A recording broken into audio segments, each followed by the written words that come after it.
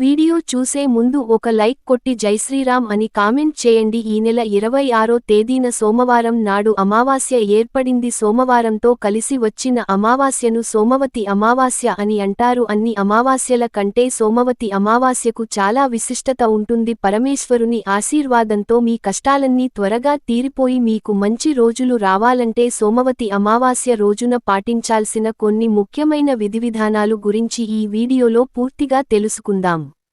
ముందుగా ఈ వీడియోకి ఒక లైక్ కొట్టి మన ఛానల్ని సబ్స్క్రైబ్ చేసుకోండి. లైక్ కొట్టడం మాత్రం అసలు మర్చిపోకండి. ఈ సోమవతి అమావాస్య నాడు పరమేశ్వరుడిని పూజిస్తే కుటుంబంలో సుఖసంతోషాలు ఏర్పడతాయి. సోమవతి అమావాస్య నాడు ఇంట్లో పరమేశ్వరుడిని పూజిస్తే మీ ఇంటిపై శివయ్య అనుగ్రహం ఎల్లవేళలా ఉంటుంది. విశేషంగా ఈ అమావాస్య నాడు ఏదైనా శివాలయానికి వెళ్లి శివలింగానికి అభిషేకం చేస్తే ఇక మీ జన్మ ధన్యం అయిపోయినట్లే. కోరినవన్నీ వరాలును పరమేశ్వరుడు ప్రసాదిస్తాడు. ఇంకా ఈ సోమవతి అమావాస్య నాడు ప్రతి ఒక్కరూ తప్పనిసరిగా తలస్నానం చేయాలి. ఎందుకంటే ఈ అమావాస్య రోజునే శనిజయంతి ఏర్పడింది కాబట్టి ఈ రోజున తలస్నానం చేయకపోతే కుటుంబానికి శని దోషాలు ఏర్పడతాయి. మరీ ముఖ్యంగా అమావాస్య నాడు ఇల్లంతా ఉప్పునీటితో శుభ్రం చేసుకోవాలి.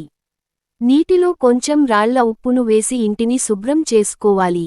ఇంట్లో ఉన్న చెడు శక్తులన్నీ వదిలిపోయి మీ ఇంటికి మంచి రోజులు ప్రారంభమవుతాయి. అలాగే అమావాస్య నాడు రావి చెట్టుకు 108 ప్రదక్షిణాలు చేస్తే సమస్త శుభాలు చేకూరుతాయి. జాతకంలో ఉన్న దోషాలన్నీ తొలగిపోతాయి. రావి చెట్టుకు ప్రదక్షిణాలు చేయలేని వారు తులసి మొక్కకు 108 ప్రదక్షిణాలు చేయండి. విశేషంగా ఈ అమావాస్య నాడు తులసి మొక్క దగ్గర ఒక నియ దీపం వెలిగించి తులసి మొక్క దగ్గర ఉన్న మట్టిని తీసి బొట్టు లాగా పెట్టుకోండి. ఇక లక్ష్మీదేవి ఆశీర్వాదంతో ఈ సంవత్సరం అంతా అద్భుత విజయాలు కలుగుతాయి. అఖండ ధన లాభం సిద్ధిస్తుంది. ప్రత్యేకంగా ఈ అమావాస్య రోజున మీ దగ్గరలో ఉన్న శివాలయాలకు వెళ్లి ధ్వజస్తంభం చుట్టూ 3 ప్రదర్శనలు చేయండి. అద్భుతమైన శుభ ఫలితాలు కలుగుతాయి.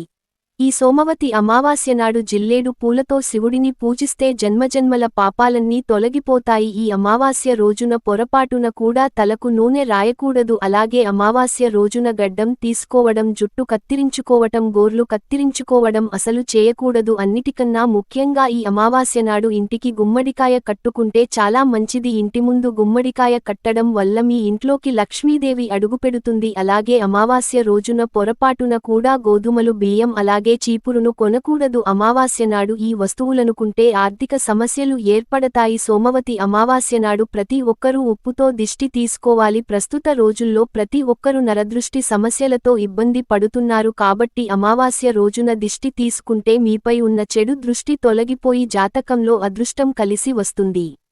అమావాస్య అంటే లక్ష్మీదేవికి ప్రీతిపాత్రమైన రోజు కాబట్టి మీ పూజ గదిలో ఉన్న లక్ష్మీదేవి పటానికి గులాబీ పూలతో అలంకరించి లక్ష్మీదేవికి నమస్కారం చేసుకుంటే అఖండ కుబేర రాజయోగం కలిసొస్తుంది. ఈ సంవత్సరం ఐశ్వర్యానికి లోటు లేకుండా ఉంటుంది. అలాగే మీ పూజగది ముందు కూర్చుని ఓం లక్ష్మీ దేవే నమః అనే మంత్రాన్ని 108 సార్లు చూపించండి. ఈ శక్తివంతమైన లక్ష్మీ మంత్రాన్ని జపిస్తే ఆర్థిక ఇబ్బందుల నుంచి త్వరగా బయటపడవచ్చు. లక్ష్మీ అనుగ్రహంతో విపరీతమైన ధన లాభం కలుగుతుంది. నరదృష్టి సమస్యలతో బాధపడేవారు ఈ అమావాస్య నాడు తప్పనిసరిగా ఎడమ కాలికి నల్ల దారం కట్టుకోండి. దీని వలన నరదృష్టి దోషాలు తొలగిపోతాయి. ఇంటి సంపద విపరీతంగా పెరిగిపోవాలంటే ఈ అమావాస్య రోజున తప్పనిసరిగా ఇంటి ముందు స్వస్తి గుర్తును వేయండి. ధన సమస్యలన్నీ తొలగిపోయి ఇంటి ఆదాయం పెరుగుతుంది. ఈ అమావాస్య రోజున తప్పనిసరిగా ఇల్లంతా పసుపు నీళ్లు చిలకరించండి. ఇలా చేయడం వల్ల మీ ఇంటికున్న అష్టదరిద్రాలు తొలగిపోతాయి. ఈశాన్య దిశలో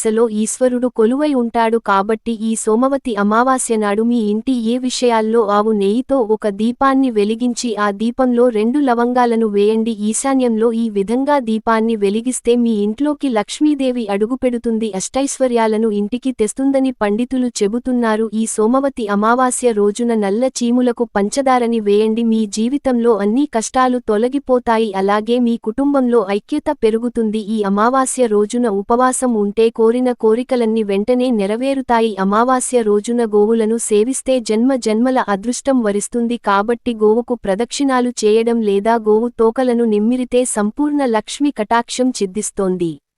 అలాగే గోవుకు ఆహారాన్ని తినిపిస్తే మీ ఇంటికి తరతరాల ఐశ్వర్యం సిద్ధిస్తుంది. అమావాస్యనాడు పొరపాటున కూడా జీవహింస చేయకూడదు. మాంసాహారం అలాగే మద్యానికి దూరంగా ఉండాలి. అమావాస్య రోజున కొత్త బట్టలు వేసుకోవడం, కొత్త పనులు మొదలు పెట్టడం చేయకూడదు. ఇక అమావాస్య రోజున పొరపాటున కూడా ఆలస్యంగా నిద్రలేవకూడదు.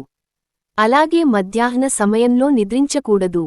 అమావాస్యనాడు పేదలకి దానం చేస్తే కోటి రెట్లు పుణ్యఫలాన్ని పొందవచ్చు. అలాగే గాయత్రి మంత్రాన్ని జపిస్తే డబ్బుకు సంబంధించిన సమస్యలన్నీ తొలగిపోతాయి. చెప్పుకోలేని సమస్యలతో బాధపడేవారు ఈ అమావాస్యనాడు మర్రి చెట్టుకు నీళ్లు పోయండి, మీ బాధలన్నీ తొలగిపోతాయి. ఎవరైతే సంతానం కోసం ఎదురుచూస్తున్నారు అలాంటివారు ఈ సోమవతి అమావాస్య రోజున రావి చెట్టు కింద పుస్తకాలు అలాగే పేనులు పెట్టి రావి చెట్టుకు ప్రదక్షిణాలు చేయండి. తర్వాత వాటిని చిన్న పిల్లలకు దానం చేయాలి. ఇలా చేయడం వల్ల సంతాన అభివృద్ధి కలుగుతుంది. ఈ అమావాస్యనాడు నవగ్రహాల చుట్టూ 9 ప్రదక్షిణలు చేసి శనిదేవునికి దీపం వెలిగిస్తే ఏలినాటి శని దోషాలు తొలగిపోతాయి. విపరీతమైన అదృష్టం కూడా కలుగుతుంది. డబ్బు కొరత ఏర్పడదు. ఇక పితృ దోషాలతో ఇబ్బంది పడేవారు, పితృ శాపాలతో బాధపడేవారు ఈ సోమవతి అమావాస్యనాడు ఏదైనా నది దగ్గర బియ్యం పిండితో దీపాలు వెలిగించండి. మీ కుటుంబానికి ఉన్న పితృశాపాలు తొలగిపోయి మీ 7 తరాలు వారికి ఐశ్వర్యం కలిసొస్తుంది.